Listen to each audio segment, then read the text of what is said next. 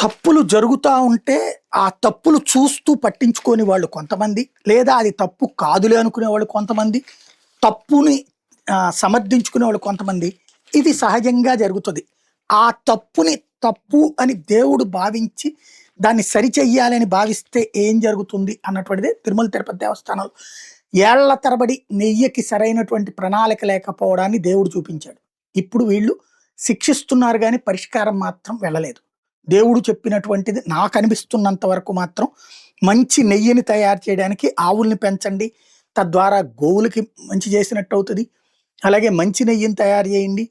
అట్లాగే భక్తులకి ఉపయోగపడుద్ది. ఆ వచ్చిన మజ్జిగ భక్తులకు ఉపయోగపడతది అని భగవంతుడు భావించాడని నేను అనుకుంటా. వీళ్ళు అర్థం చేసుకోవడంలో పొరపాటు. రాజకీయంగా వాడుకుంటున్నారు తప్పించి, భక్తుడి ప్రయోజనం, దేవుడి ప్రయోజనం చేయట్లేదు. బట్ దేవుడైతే ఆ లోపాన్ని ఎత్తి చూపెట్టడం వెనకాల భవిష్యత్ మార్పులు, అది భక్తుడికి ప్రయోజనం చేకూరాలనుకుంటాడు, సమాజానికి ప్రయోజనం చేకూరాలనుకుంటాడు కానీ రాజకీయ ప్రయోజనం చేకూరడం కోసం దేవుడు ఎప్పుడు చేయడు.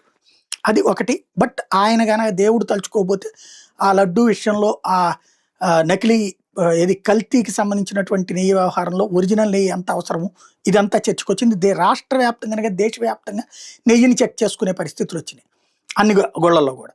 ఇప్పుడు క్రాస్ చెక్ చేస్తున్నారు ఎప్పటికప్పుడు.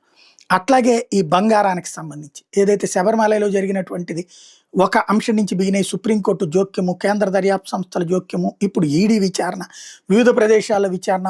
అదే కాదు, అనేక చోట్ల శబరిమలలో బంగారానికి సంబంధించి తేడా జరిగింది అన్నటువంటి దాని మీద విచారణ చేస్తున్నాడు. తద్వారా అక్కడ కీలకమైనటువంటి అడుగులు, అంటే భగవంతుడు కళ్ళు తెరిచాడు అక్కడ తప్పు జరుగుతున్నది, దాన్ని సరిచేయమని చెప్పేసి. ఓవరాల్గా దేవుళ్ళు తలుచుకుందే ఇట్లాంటి బయటకు వస్తాయా? జరగదు. వీటికి సరైన సవ్యమైన మార్గంలో పరిష్కారాలు చూడాలి.